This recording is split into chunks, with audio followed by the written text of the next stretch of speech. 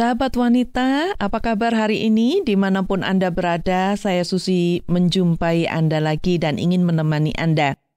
Semoga Anda dalam keadaan baik dan sehat selalu. Hari ini kembali Wanita Berpengharapan akan memberi wawasan kesehatan kepada Anda, dan kali ini mengenai mengatasi gangguan tidur bersama Dr. Megawati. Dan setelah itu Ibu Wihani STH akan hadir dan memberi siraman rohani untuk Anda dengan topik memuliakan Bapa. Semoga semuanya akan menjadi berkat buat Anda dan selamat mengikuti.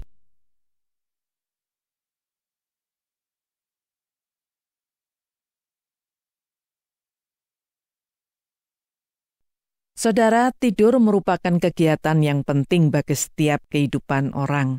Karena tubuh manusia membutuhkan waktu istirahat untuk mengembalikan kesegaran dan kesehatan.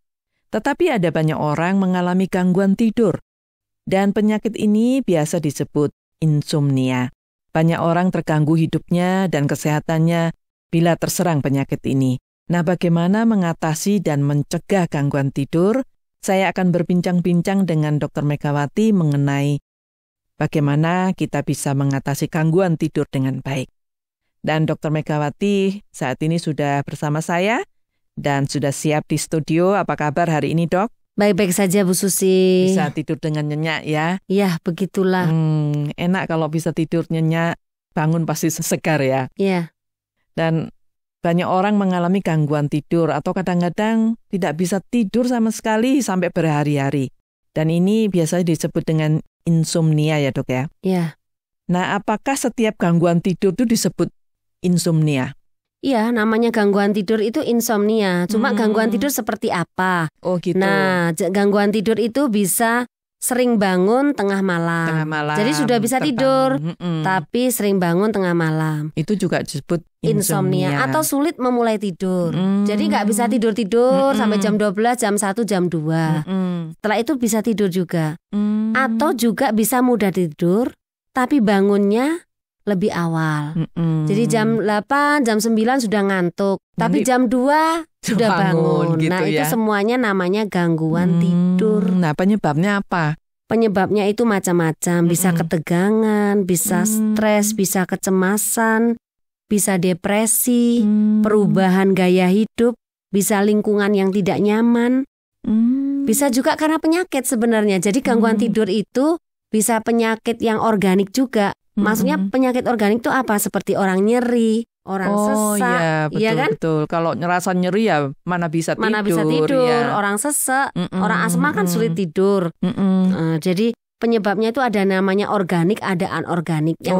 Jadi ada yang karena memang sakit. Ada yang karena kejiwaan. Jadi usia, ketegangan, stres, kecemasan. Yang begitu. paling banyak itu yang mana, organik atau anorganik, Dok? Biasanya sih ya yang ini ya, yang anorganik ya, maksudnya yang bukan yang karena penyakit. Apalagi kalau sudah tua ya, banyak stres, kecemasan, mikirin negara gitu. Waduh, bisa nggak tidur ya? Psikologis lah pokoknya. Nah, tanda-tanda ini yang organik itu bagaimana? Tanda-tandanya kena insomnia. Tanda-tandanya yaitu pokoknya tidak dapat tidur selama periode tertentu, itu sudah namanya tanda-tanda. Yang dimaksud tidak dapat tidur ya tadi, sering bangun tengah malam atau sulit memulai tidur, atau bisa mudah tidur tapi bangun lebih awal pada periode tertentu. Jadi bukan hanya cuma sehari misalnya, saya sehari nggak bisa tidur, saya insomnia, tidak. Enggak, ya. Jadi ini kronis, ini penyakit kronis. Jadi terus-menerus gitu. Setelah 1 bulan, lebih dari 1 bulan, gitu. seperti itu. Itu berarti namanya insomnia. Tapi kalau cuma 1 hari, karena ada nyeri misalnya di perut atau lambung sakit, itu bukan ya, bukan insomnia ya. Tapi itu yang kronis sampai 1 bulan lebih, 2 bulan, itu berarti sudah insomnia ya, Dok ya. Siapa sih, Dok, yang paling terkena penyakit ini? Kan banyak orang juga nggak tidur malam ya. Kalau misalnya orang yang jaga di rumah sakit, jadi di pos jaga. Nah, jaga kan nggak tiap hari, Bu. Ini kan harus periode tertentu. Gitu. Jadi itu ya. bukan termasuk insomnia. Tapi yang rentan terkena ini ya biasanya ya karena usia, Bu. Orang lansia. Lansia lagi ya. Iya, orang usianya tua atau orang yang stres. Gitu. Walaupun itu yang nggak tua, kalau dia stres bisa ya terserang bisa. ini ya. Kalau yang karena dia jaga rumah sakit jaga itu kan nggak tiap hari. Nggak tiap hari ya. Iya. Kalau misalnya dia itu jaga malam, terus digantikan dia dengan tidur siang gitu, itu bisa nggak dok? Waktu istirahat bisa? Ya pokoknya bukan insomnia namanya. Insomnia itu sulit untuk tidur. Jadi dalam periode tertentu ini harus ada periode tertentunya. Iya. Dia nggak bisa tidur gitu ya. Nah dampaknya apa? Ya tentu untuk saja kesehatan ini kalau sulit tidur kan berarti kelelahan ototnya. Orang nggak tidur itu kan lemes, halusinasi. Oh bisa halusinasi ya? Jadi mendengar yang enggak. Gitu. Terus penglihatan ganda, jadi berkunang-kunang begitu. Lah kalau ngomongkan lelah terus jadi jadi nggak produktif, itu hubungannya jadi panjang dengan pekerjaan, dengan apapun, dengan kualitas hidup kan. Gitu ya. Ada orang yang tidak bisa tidur berhari-hari itu kan jadi nggak bisa apa-apa. Itu dampaknya untuk kesehatannya. Nah, bagaimana ini mengatasinya? Apakah dengan obat tidur atau dengan yang lainnya, dok? Kalau karena usia ya Bu ya, lansia tadi saya katakan, itu biasanya kita terapi tanpa obat. Tanpa obat ya? Terapinya relaksasi, misalnya ikut yoga, latihan pernafasan, itu bisa olahraga ya, dok, ya? teratur, iya. Terus hindari makan minum yang berlebihan saat akan tidur. Loh, bukannya kalau makan perut kenyang itu bisa langsung iya, tidur kalau gitu? kenyang bukan berlebihan kan.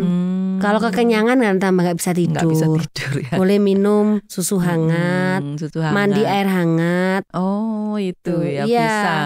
Itu bisa membuat nyenyak gitu ya dok ya? Iya katanya begitu, lingkungan tidur jadi, yang nyaman. Mengatasinya tanpa obat ya dok ya? Tanpa obat. Kalau sebenarnya dengan obat pertama, bagaimana? Dengan obat sih nggak apa-apa, tapi itu kalau sudah tidak mampu dengan yang tanpa obat. Dan terus terang saja dengan obat kan kita bilang kalau namanya kecanduan ya bagaimana, artinya nantinya orang tidak akan bisa tidur tanpa obat. Tanpa obat itu. Kalau sudah terbiasa jadi dengan lebih obat. baik tidak pakai obat. Iya, lebih baik itu. Makan tidak berlebihan. Terus juga relax, kalau sore gitu ya. itu sudah tidak usah minum teh atau kopi. Itu kan stimulan. Itu kafein ya, stimulannya bisa nggak tidur sepanjang malam. Nah, gitu ya. Mandi air hangat, minum susu hangat gitu lingkungan ya. tidurnya nyaman, tempat terganggu tidur suara nyaman, gitu ya. Iya. Itu untuk mengatasinya ya dok ya. Jadi tidak harus dengan obat ya. Atau bahkan dianjurkan tidak dengan obat ya dok ya. Iya. Nah sekarang bagaimana untuk mencegahnya supaya kita juga tidak mengalami penyakit ini. Walaupun sudah tua tapi tidak kena penyakit insomnia inilah. Ya pokoknya pola hidup yang harus sehat kan, olahraga cukup. Terus hati seneng terus kan ya nggak bisa.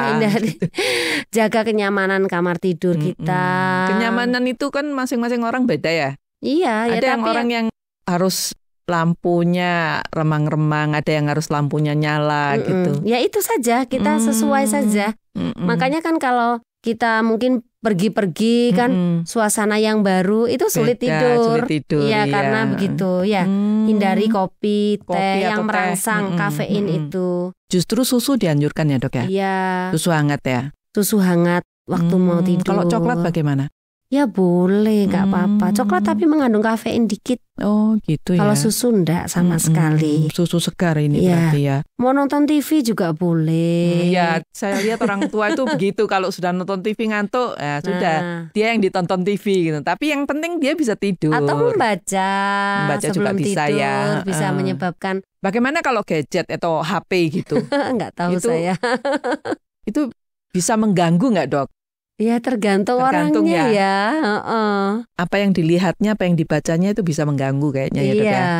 Ada orang tuh karena lihat sesuatu terus jadi ngantuk kan lebih baik nggak? Kalau dengarkan musik bisa ya. Bisa ya. Pokoknya buat nyaman saja. Buat nyaman gitu ya, supaya jangan terganggu tidurnya. Iya, dan hari ini berbahagialah orang yang sudah lihat bantal langsung tidur. Atau di mana aja orang bisa tidur gitu ya. Itu orang berbahagia itu ya dok ya. Iya. Ya baik dok, terima kasih banyak untuk wawasannya mengenai insomnia ini. Terima kasih, sampai jumpa di lain kesempatan dok. Iya, sampai jumpa Bu Susi.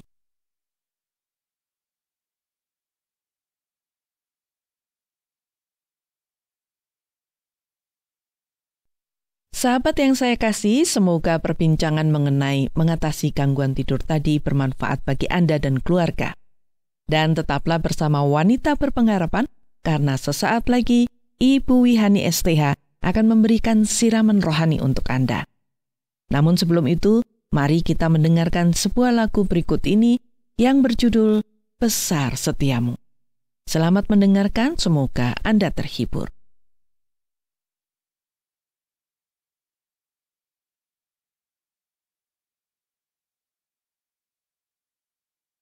Sahabat wanita berpengharapan, saya Wihani senang bersama Anda tentunya pada kesempatan yang indah ini. Saya yakin pengetahuan tentang kesehatan jasmani, khususnya tentang mengatasi gangguan tidur yang dibawakan oleh Ibu Susi dan Dr. Megawati tadi, sangat bermanfaat bagi kita semua. Nah, sekarang jiwa kita pun membutuhkan kesehatan tentunya. Kali ini, saya akan membagikan renungan buat kita semua dengan topik memuliakan Bapa. Sahabat, mengawali renungan kita hari ini, saya akan membacakan nasihat dari firman Tuhan yang terdapat dalam surat 1 Korintus pasal yang ke-10 ayat yang ke-31 yang mengatakan demikian. Jika engkau makan atau jika engkau minum, atau jika engkau melakukan sesuatu yang lain, lakukanlah semuanya itu untuk kemuliaan Allah. Nah, kita tahu inti dari firman Tuhan ini bukan? Kita setuju bahwa firman Tuhan ini ingin mengatakan bahwa apapun yang kita lakukan dalam hidup ini hanyalah untuk memuliakan Tuhan. Kadang kita berpikir bahwa memuliakan Tuhan itu adalah menyanyikan pujian kepadanya atau menaikkan doa pujian dan ucapan syukur. Memang kita bisa memuliakan Tuhan dengan mulut kita, dengan menyanyikan pujian yang isinya memuliakan Tuhan sebagai Bapa kita di surga. Tapi itu belum cukup. Firman Tuhan tadi mengatakan, jika engkau makan atau jika engkau minum, atau jika engkau melakukan sesuatu yang lain, lakukanlah semuanya itu untuk kemuliaan Allah. Jadi, kita sekarang tahu bahwa segala yang kita lakukan di dunia ini, apakah kita makan, minum, berbicara, berpikir, bekerja, bergaul, dan apa saja yang kita lakukan, semua itu harus kita lakukan untuk kemuliaan Tuhan. Ini pasti sulit bagi kita. Karena kita sebagai manusia juga ingin dimuliakan, bukan? Kita ingin menjadi orang yang mulia dan terhormat. Dan kita memakai cara dan ukuran yang kita pikirkan sendiri. Banyak orang berpikir bahwa kekayaan, pendidikan, dan juga jabatan itu adalah syarat untuk menjadi manusia yang mulia. Sehingga banyak orang memakai segala macam cara seperti korupsi, manipulasi, menipu, semuanya itu untuk mendapatkan kekayaan, mendapatkan pendidikan dan jabatan. Tapi tentu saja, perbuatan-perbuatan semacam itu tidak memuliakan dirinya sendiri, apalagi memuliakan Tuhan. Sahabat, sebenarnya bila kita melakukan apa saja untuk kemuliaan Bapa kita di surga, pasti perbuatan itu juga untuk memuliakan diri kita juga. Yang sulit bagi kita adalah melakukan perbuatan yang sesuai dengan kehendak Tuhan atau menurut firman Tuhan. Kita kadang melupakan apa yang dikatakan firman Tuhan, sehingga perbuatan kita tidak memuliakan Allah Bapa di surga. Lalu, bagaimana kita bisa selalu melakukan perbuatan yang selaras dengan kehendak Bapa kita? Mungkin kita tahu apa saja yang dikatakan oleh firman Tuhan. Kita tahu apa yang boleh kita lakukan dan apa yang tidak boleh kita lakukan. Kita tahu apa yang benar dan apa yang salah. Tetapi kita tidak sanggup melakukannya. Sahabat, Banyak orang termasuk saya sendiri memang sulit melakukan kehendak Tuhan setiap saat. Tapi mari kita bersama-sama mendengar perkataan Tuhan Yesus yang membuat kita menyadari bahwa sebenarnya kita sanggup melakukannya. Sahabat, dalam Injil Yohanes pasal yang ke-15 ayat yang ke-5 dan yang ke-6, Tuhan Yesus mengatakan, "Akulah pokok anggur dan kamulah ranting-rantingnya. Barang siapa tinggal di dalam aku dan aku di dalam dia, ia berbuah banyak. Sebab di luar aku, kamu tidak dapat berbuat apa-apa." Kemudian, pada ayat yang ke-7 dan juga ayat yang ke-8, Yesus mengatakan, "Jikalau kamu tinggal di dalam aku, dan firman-Ku tinggal di dalam kamu, mintalah apa saja yang kamu kehendaki, dan kamu akan menerimanya. Dalam hal inilah Bapa-Ku dipermuliakan, yaitu jika kamu berbuah banyak, dan dengan demikian kamu adalah murid-murid-Ku."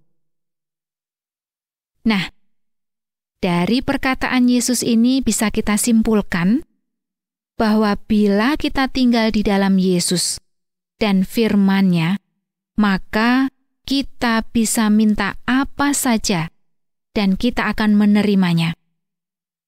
Juga dikatakan kita akan berbuah banyak. Dan bila kita berbuah banyak dalam hidup ini, maka kita memuliakan Bapa kita di surga. Jadi, yang memampukan kita melakukan firman Tuhan ialah Tuhan Yesus. Oleh sebab itu, bila kita terus tinggal di dalam Yesus, yang berarti kita terus hidup dekat dengan Tuhan Yesus, dan selalu mendengar suara-Nya, maka kita akan sanggup melakukan kehendak Bapa kita di surga. Bila kita sanggup melakukan kehendak Bapa atau firman Tuhan, maka hidup kita akan menghasilkan buah yang memuliakan Bapa.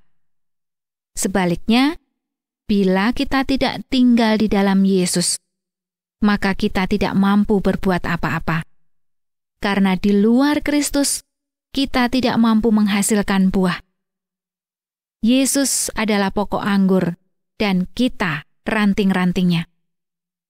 Bila ranting tetap tinggal pada pokoknya, maka ranting akan menghasilkan buahnya. Sahabatku, tidak ada artinya hidup ini bila kita tidak memuliakan Bapa yang mengasihi kita, yakni Allah Bapa yang telah menyelamatkan kita melalui pengorbanan anaknya Yesus Kristus. Apapun yang kita lakukan akan memuliakan Bapa kita di surga bila kita melakukan apa saja yang difirmankannya, dan kita akan sanggup melakukan firman-Nya bila kita tetap tinggal pada pokok anggur yang benar, yaitu Yesus Kristus. Oleh sebab itu, marilah kita dengan tekun mendengarkan atau membaca firman-Nya, dan kemudian dengan setia kita melakukan dalam hidup kita, agar hidup kita berbuah banyak, dan buah itu memuliakan Bapa kita di surga. Ingatlah selalu perkataan Tuhan untuk kita hari ini yang mengatakan, "Jika engkau makan atau jika engkau minum, atau jika engkau melakukan sesuatu yang lain, lakukanlah semuanya itu untuk kemuliaan Allah." Tuhan memberkati kita. Amin. Baiklah sahabat, untuk mengakhiri bagian renungan kita hari ini, kita akan mendengar sebuah lagu berikut ini. Mari kita dengarkan bersama-sama.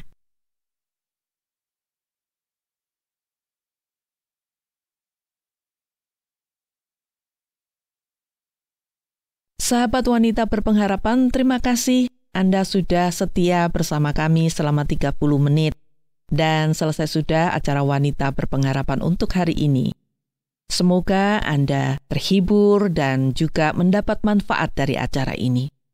Bila Anda ingin menanggapi acara ini atau ingin bertanya sesuatu, atau Anda ingin membagikan pengalaman rohani Anda, langsung saja hubungi Wanita Berpengharapan melalui SMS atau WA ke nomor 081 333 777 386. Saya ulangi nomornya 081 333 777 386. Akhirnya saya Susimon pamit dan sampai jumpa. Terima kasih Anda sudah mengikuti program kami. Jika Anda diberkati, jangan lupa like, komen, dan share supaya Anda tidak ketinggalan setiap program terbaru kami. Jangan lupa juga untuk subscribe channelnya dan nyalakan loncengnya. Jika Anda ingin mendukung pelayanan kami, bisa melalui rekening kami berikut ini atau menghubungi kami di sini.